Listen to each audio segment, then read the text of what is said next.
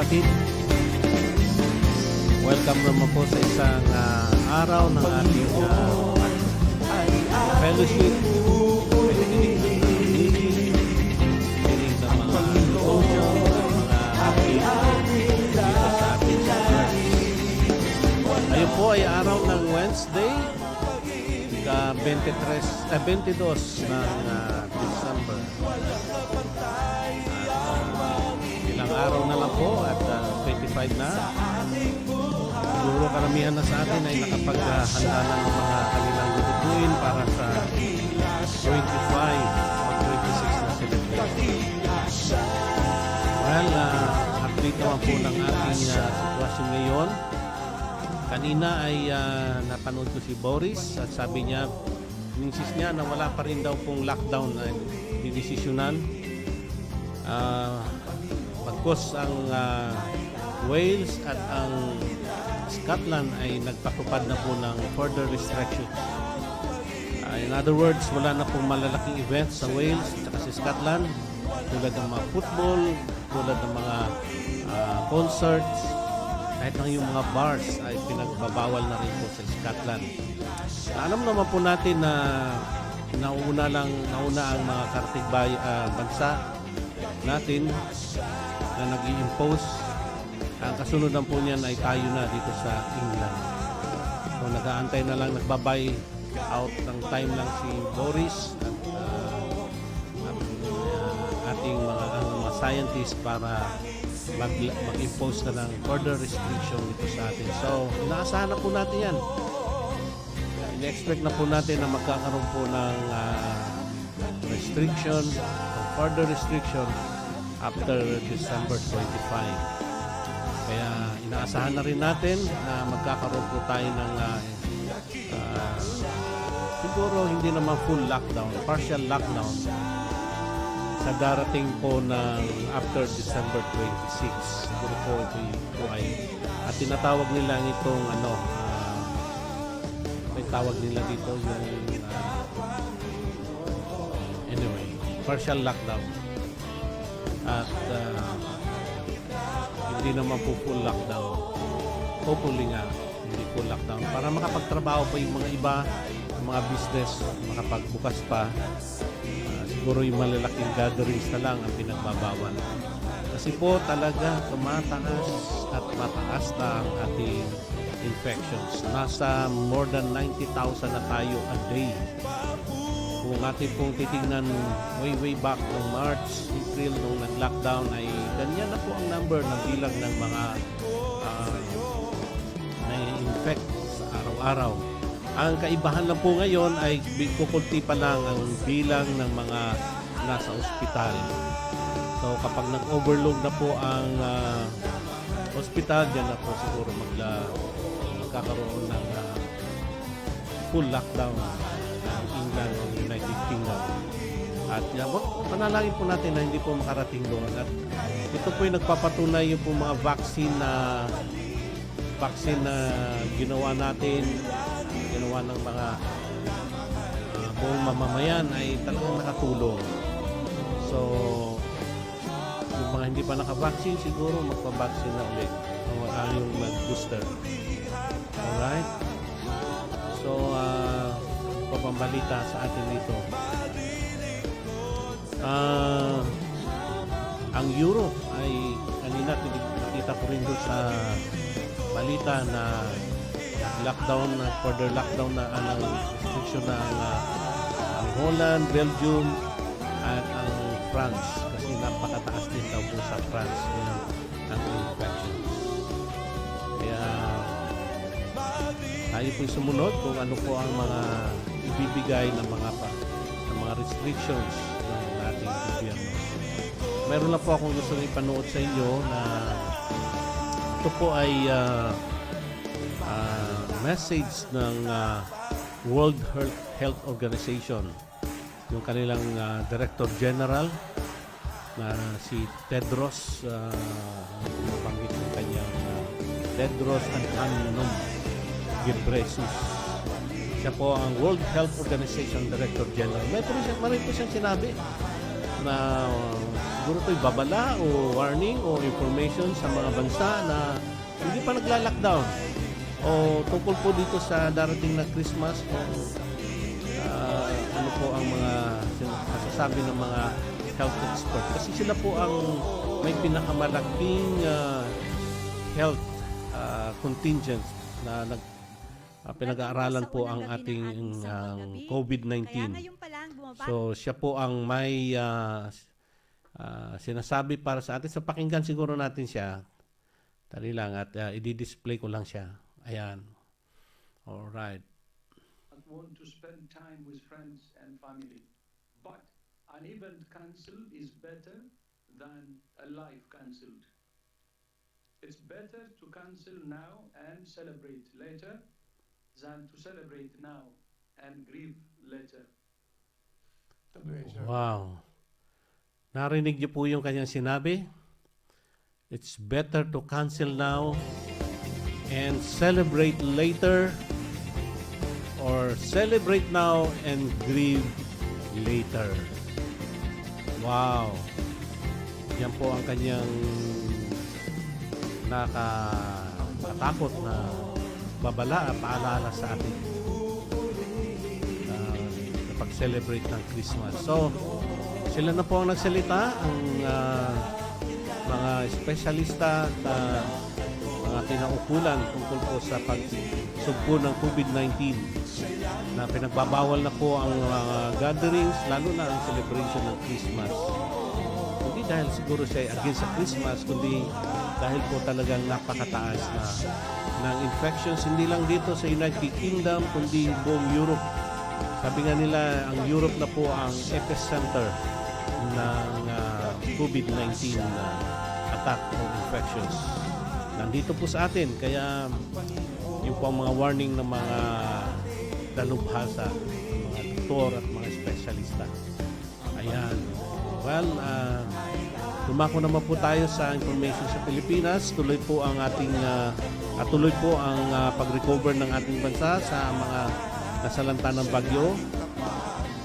At patuloy po ang mga donasyon, ang mga tulong sa mga nasalanta. Mga nawalan ng bahay, nawalan ng mga trabaho, hanap buhay. Ang ating gobyerno po ay humihingi na ng tulong.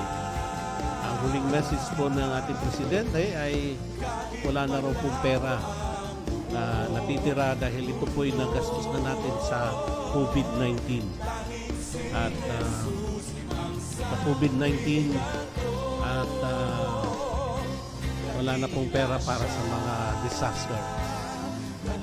Kaya kung may magawa po ang mga private at other entities or organizations na tumulong po sa ating mga kababayan. Now, speaking of tulong, ay meron po tayong gagawin na feeding program para sa mga bata, para sa mga nagugutom na ating mga kababayan. Meron po akong nakikipag-ugnayan po ako sa mga kapatiran natin doon sa Agusan del Norte, especially Butuan at Kabadbaran, yung area. Yan po ang epicenter ng bagyo. At marami pong nawasak ng mga bahay. At nakikipag-ugnayan po tayo sa kanila at mga kapatiran po natin doon. At siguro magbibigay tayo ng tulong na makapagpakain man lang tayo sa mga batang nagugutom, mga pamilyang nagugutom, magpakain po tayo. Maliit na bagay lang yan. Hindi po ito malaki. At at least sa ganitong kaparaanan ay makatulong po tayo sa ating mga kababayan. At kung kayo po ay mayroong mga ibibigay na i-contribute, kontakin nyo lang po si Sister Rose o Sister Presi, Sister Marisa kung paano po kayo makapagpadala ng tulong. Ang ipapadala po natin sa kanila ay hindi goods kundi pera na. So sila na yung mga nasa ground, bibili na lang sila ng mga pagkain doon, i-repack nila at magluluto sila ng pagkain para sa mga bata at magre-repack din mga goods para po sa mga pamilya. Maiabot lang tayo doon sa ating mga kapatiran na ngayon ay naghihirap at nagdurusa dahil po sa nakaraang sakuna. Kaya please po, kung meron kayong gustong itulong, padaan niyo po, at ito po ang time na ipakita po natin na tayo'y concerned sa ating mga kababayan, lalo na yung mga sabi sa Bible, destitute. And sabi nga ng ating Panginoon, how could you love me that, and yet you have not seen me, and yet you cannot love your brothers and sisters whom you cannot whom you see them. So tulungan po natin sila. At ang sabi din ng Panginoon, you done this to the least of my brethren, you have done this to me. Kaya mga kapatid, tumulong po tayo. Okay? Gagawin po natin ng activities na yan, yung feeding at distribution. Ito pong linggong ito. Kung matapos po nilang gawin, papadala po nila ang kanilang report tungkol po doon sa kanilang feeding program. Ayan. So, tumulong po tayo mga kapatid. Alright? Now, ano pa ba ang update natin sa oras nito? Wala na po siguro tayong update. Muli, inanyayahan ko kayo na mag-subscribe po dun sa kay Pastor Romel as Sister Susan. Ayan, bumabati na sila ng maligayang Pasko, ganang bagong taon. Kung wala pa po kayong mga, hindi pa kayo nakasubscribe sa kanyang Sambang Gabi for the audience of one, gawin po natin yan. Yan, ang ating kapatid na si Pastor Romel. Maligayang Pasko, maligayang Pasko, huwag kang lilimutan na ang araw ay kay Jesucristo. Maligayang Pasko, maligayang Pasko, huwag kang lilimutan na ang araw ay kay Jesucristo.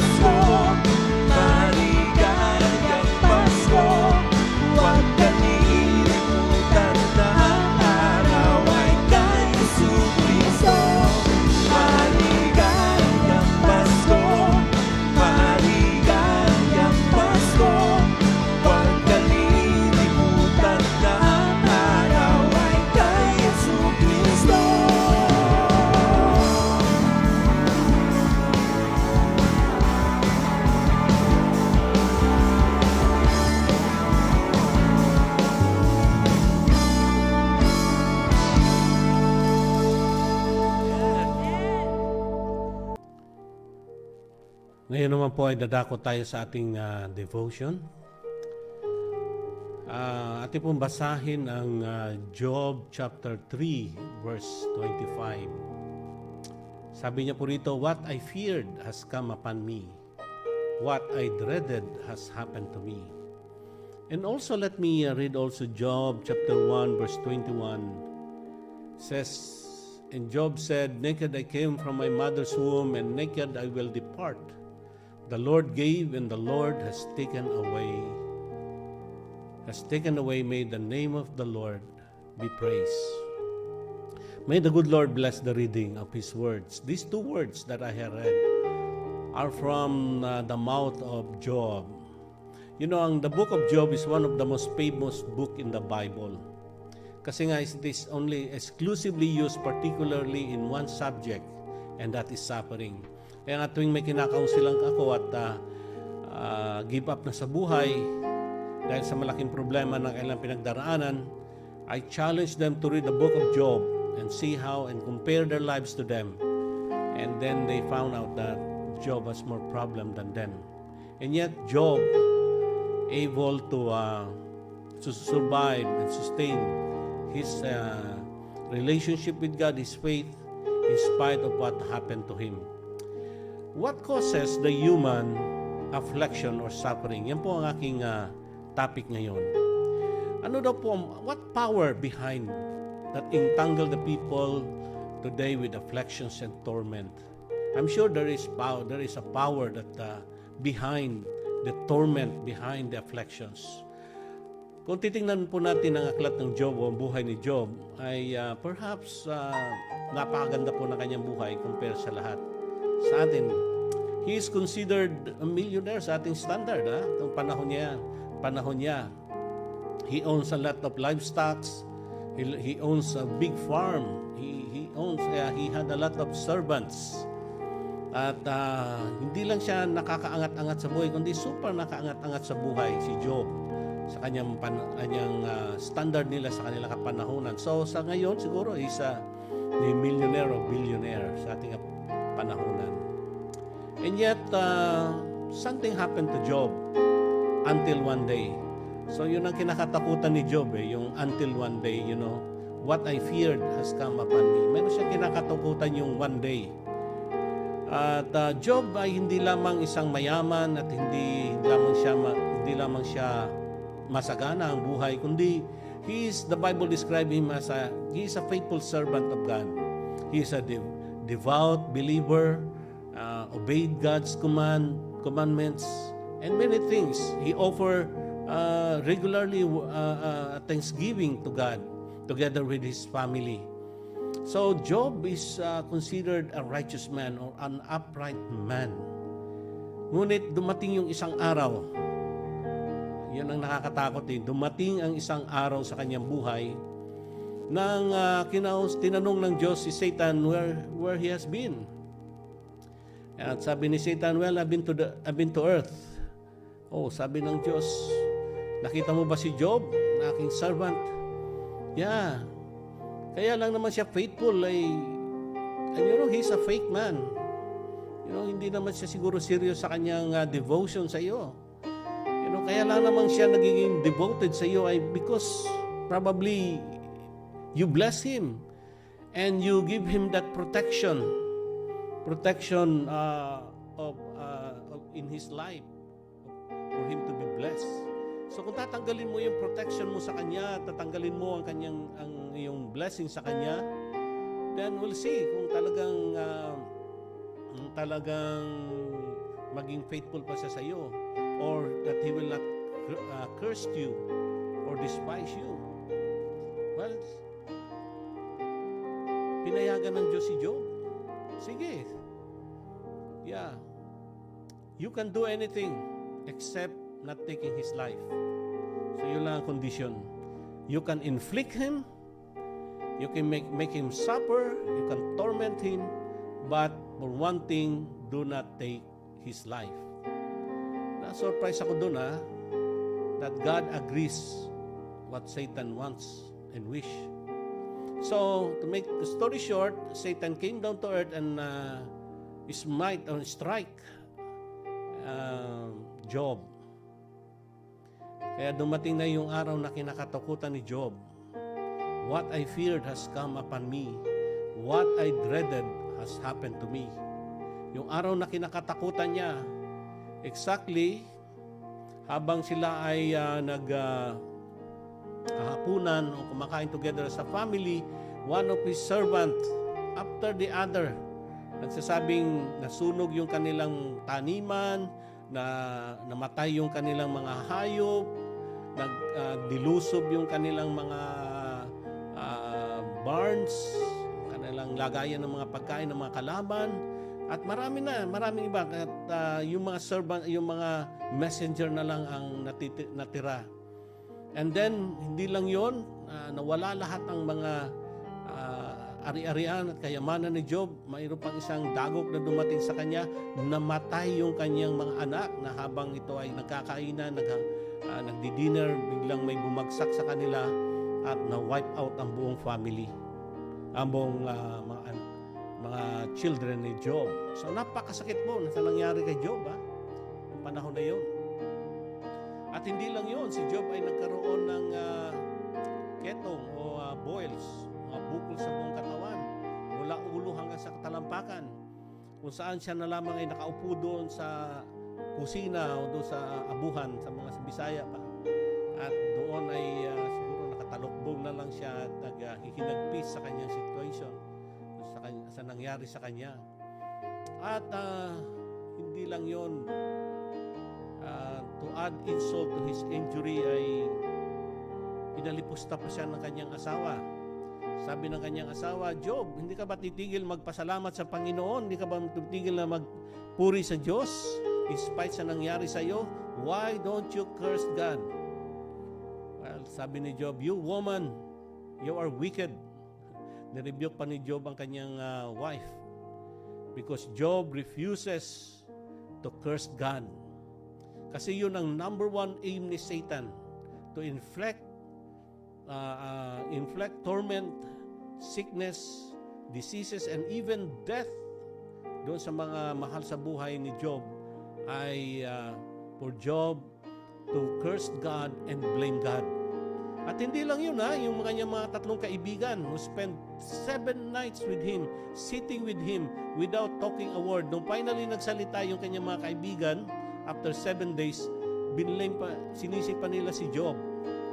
Parang yung mga kaibigan din natin, na instead na makatulong, sila pa yung number one nagdidiin sa atin, sa ating problema.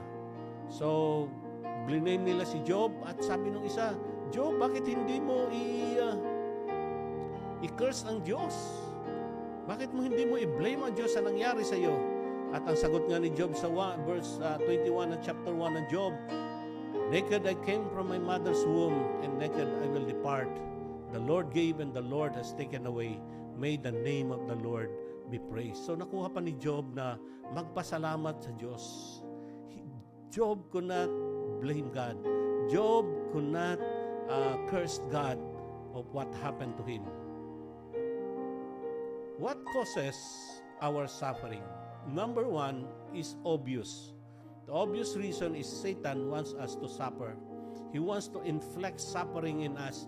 Jesus described him as the thief who comes to steal, to kill, and destroy in John chapter 10, verse 10. Him and his legions of demons came to inflict and torment sickness and diseases to us. He imputed sickness to us. He is the very purpose for you and me to curse God and blame Him. Yan ang kanyang very purpose. Para sisihin natin ng Diyos, para i-blame natin ang Panginoon sa lahat ng nangyari sa ating buhay. Dito sa ating pandemic, dito sa coronavirus, maraming they curse God. Mayroon pa akong isang nabasang article na many people are swayed away from believing God. They said there's no more God. Why people are tormented? Why people are persecuted in this way? Why we have this pandemic 2 years after this? Akala nga natin during the summer nakalabas na tayo. Here we are again. Third time around. All right? Go back to the original state tayo. So, but remember this, mga kapatid. Jesus came to give us life and abundant life. Not only life, but an abundant life. How could God be the source of our infliction, of our torment, or our infirmities, or our sickness? How could be God the source? Kasi He is the life. He is the giver of life, and not only a giver of life, but an abundant life. He is the resurrection and the life. How could He kill? How could He make people suffer? Since He is the resurrection and the life, He gives life. The Bible says that all things comes from God or comes from above. So no bad thing, sickness, pandemic, inflictions, problem, trouble, sickness, and diseases did not come from God. Did not come from above. It's not a blessing to be sick. Hindi blessing na ikaw magkasakit, hindi blessing na ikaw mahirapan, hindi blessing na wala ka ng trabaho, hindi blessing na wala ka ng bahay, hindi blessing na wala ka ng pamilya. It's not a blessing. But God blesses us with good things from above. So cursing and blaming God of our trouble is the cause of our further suffering. Marami sa atin dito nag-give up na sa paniniwala sa Diyos, nag-give up na sa panalangin, nag-give up na at to the extent that they even blame God, they even curse God. Alam niyo ba, if you continue to do that, blaming God and cursing God because of your situation, you are furthering your suffering. Lalo nyo palang pinahihirapan ng iyong sarili. So yan ang purpose ni Satan to us. Yan ang purpose yan ang kanyang mission dito sa lupa, upang tayo ay magalit sa Diyos, tayo ay magkaroon ng hindi magandang sasabihin sa ating Diyos. Yan ang plano, ang purpose ni Satan. Kaya kung ikaw ngayong kapatid, if you are in that situation, you're trying to blame God of what happened to you, trying to point your finger doon sa Diyos. Bakit nangyari ito sa akin, Lord? Bakit ito, Panginoon? Bakit mo ito inalaw sa akin, Panginoon? If you are in that point in your life, mga kapatid, that is the work of the enemy. That is the work of Satan in our lives. That is his mission and purpose into your life, to inflict troubles, inflict suffering unto you. The second causes ng suffering natin is that our negative thoughts and insecurities. Tingnan po niyo yung verse 3 ng 25 na binasa natin. Job chapter 3 verse 25. What I feared has come upon me. What I dreaded has happened to me. Sinabi ito ni Job before nangyari ito, iniisip nito ni Job bago nangyari sa kanyang buhay. Ito pala ang iniisip ni Job. Kinakatakutan niya na ito yung araw nito. Imagine, he's already blessed beyond measure. He had so many blessings that comes to his life, So many blessings. He's blessed in his family, blessed in his job, blessed in his health, blessed in his work, blessed in his businesses. So much blessing, and yet, alam mo, one thing that is in the mind of Job, that he is insecure. Nagkaroon siya ng insecurities Sabi niya, what I feared has come upon me. So, inisip niya na pala yun, na darating yung araw na ito. Inisip niya na pala na magkakaroon ng calamity sa kanyang buhay. Magkaroon ng malaking dagok, malaking unos at bagyo sa kanyang buhay. Inisip niya na pala yun. Sa kabila ng siya ay blessed, sa kabila ng maraming mga binigay na sa kanya ng Diyos. So isa yun sa nag-contribute sa kanyang suffering. Mga kapatid, isa sa nag-contribute ng ating suffering, and we have a negative thoughts and insecurity sa buhay. Yung mga insecurities ba na pinagdududahan mo pa yung mga binigay sa iyo ng Panginoon, pinagdududahan mo, met to the fact that God has given you so much, and yet you keep on denying things. You keep on wanting more.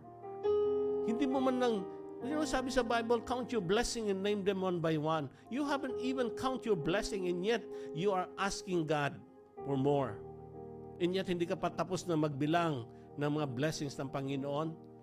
O yet naiinggit pa tayo dun sa mga blessings ng iba. Bakit siya mayroong ganito? Bakit siya mayroong ganyan? Bakit siya nagkaroon ng ganyan? Hindi naman siya makadiyos, hindi naman siya... Marami tayo, kayong mga nagtatrabaho sa mga employer natin, naiinggit tayo sa kanila kasi they have so much. Ganitong panahon, nandito tayo sa malamig na weather, sila nandoon sa mainit na weather, nag-holiday. Naiinggit tayo sa kanila. That even these people are ungodly. People do not even believe the God that we believe. Yun ang mga insecurities natin sa buhay. That we not even count the blessing. Hindi natin alam yung mga employer natin na may malaki rin palang problema.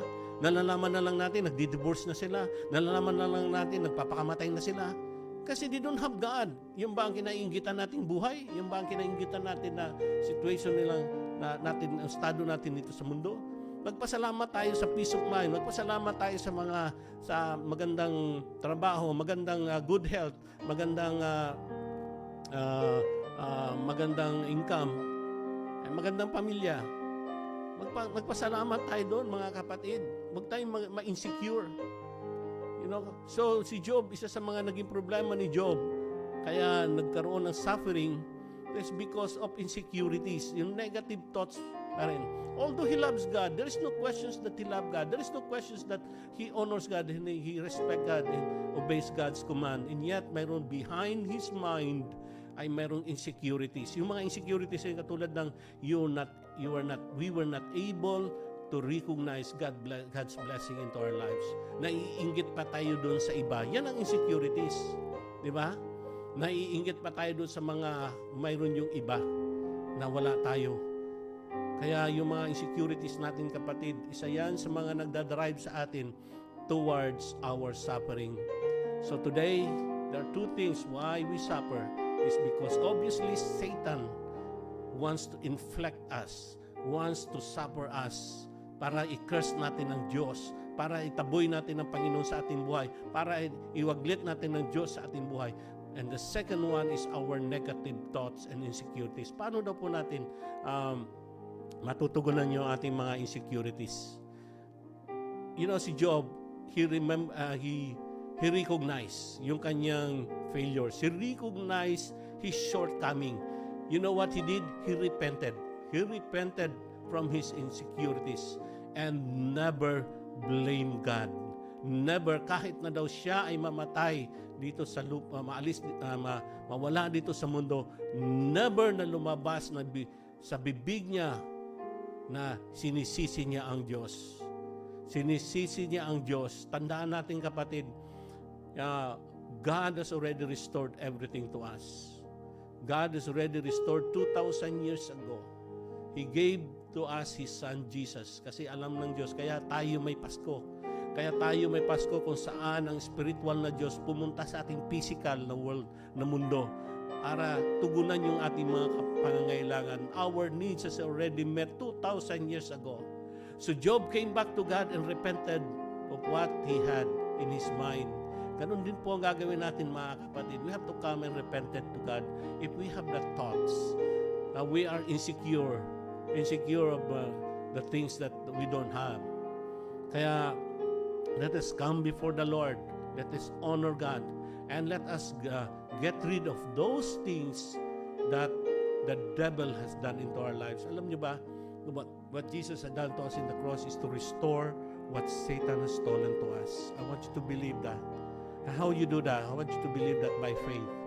Believe that by faith, by believing and trusting God, that all those things that Satan has done into my life, those inflictions, those sufferings, those torment that he did into my life, those are already defeated 2,000 years ago. I want you to believe on that. I want to stand in your faith, believe in your heart that God has done that to you, and you will overcome. And the second one is remove all those insecurities, those doubts that's in your mind, that God will bless you. And you know what the Bible says when Job did that, when he repented of his thoughts, his negative thoughts, the Lord God restored double the blessing that Satan has stolen. Ni-restore ng Diyos ang lahat ng mga nawala sa Kanya. 2 times. 2 times na ni-restore ng Diyos. Kanyan mag-bless ang Panginoon. God is not only a taker, but He is more than a giver. Ganun din ang gagawin sa atin ng Panginoon, mga kapatid. He is going to restore what Satan has stolen to us. Peace of mind.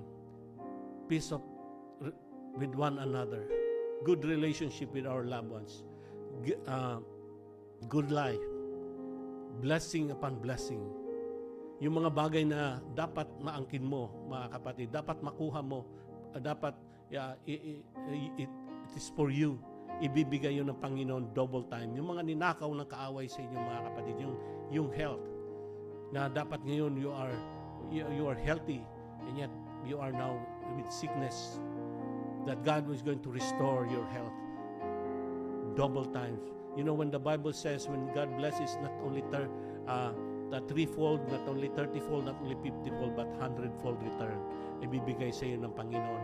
And you know, isa pa sa mga bagay na ginawa ni Job is that he offered sacrifices to God. He offers an offering to God. Yun ang hindi inaalis ni Job sa kanyang buhay.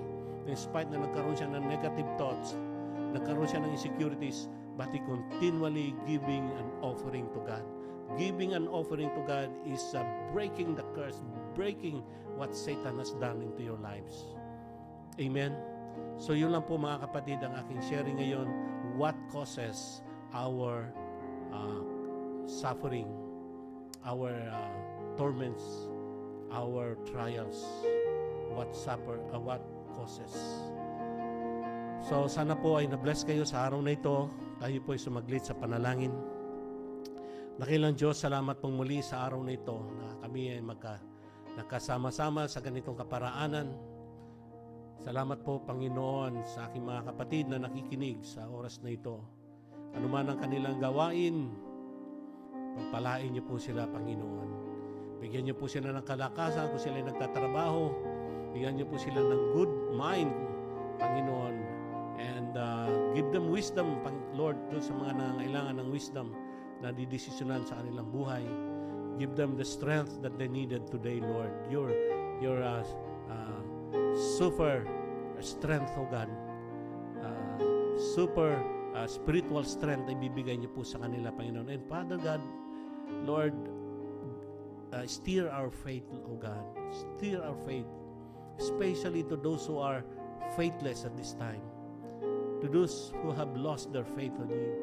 I pray, Lord Jesus, to steer their hearts, O God, that they will come back to you and believe in you, that you are the God that gives more than that it takes away. Lord, bless each one, O God. Lord, lagi namin tinataas ang aming situation dito sa United Kingdom. Kayo na po, Panginoon, ang humawak sa aming buhay, especially doon po sa mga nagwo-worry, ano po ang kanilang hinatnan, ano po ang aming bukas. Doon po sa mga nagtatravel, doon po sa mga nagtatrabaho. Alisin niyo po ang pag-aalinlangan, alisin niyo po ang mga worries, alisin niyo po, Panginoon, ang O God, ang mga nakaka-torment sa kanilang isipan sa oras na ito. Bigyan po ng kapayapaan, Panginoon. Abutin niyo po sila, Lord, sa oras na ito. And Lord Jesus, inaabot din po namin sa panalangin ng aming mga kapatiran at mga mahal sa buhay sa Pilipinas. Especially those mga nawalan ng bahay, nawalan ng hanap buhay, nawalan ng buhay, nawalan ng mga mahal sa buhay. Abutin niyo po sila sa oras na ito. Lord, we send them our prayer, O God, together with our help na gagawin po namin. And I pray, Lord, dito po sa aming feeding program and food distribution na gagawin, Lord, ng aming church. I pray, Lord Jesus, na marami pong mag-participate. Marami po, Panginoon, humipo po kayo ng maraming puso na maantig, Lord, sa needs ng aming mga kababayan, needs ng aming mga mahal sa buhay. Palahin niyo po sila, Panginoon. And especially right now, in this time of giving, in this time of Christmas, oh Lord, hallelujah. Lord, hayaan niyo po na ang diwa ng pagbibigayan ay mangibabaw sa bawat isa sa amin. Salamat, Panginoon, na binigay niyo po ang inyong bugtong na anak na si Jesus. Kayo ang unang nagbigay sa aming Panginoon. Kaya, Lord, sasagot kami sa inyong unang aksyon ng pagbibigay. Salamat po, Panginoon, at salamat sa aking mga kapatid na nakikinig sa aming program na ito sa hapong ito o sa araw na ito. Bless them, Lord, in Jesus' name. Amen and amen. O ayan, mga kapatid, tapos na naman po tayo sa ating pakikipagniig, pakikipag-fellowship sa araw na ito. I pray na God will give you strength at sa sunod po muli nating pag-broadcast. God bless you and see you.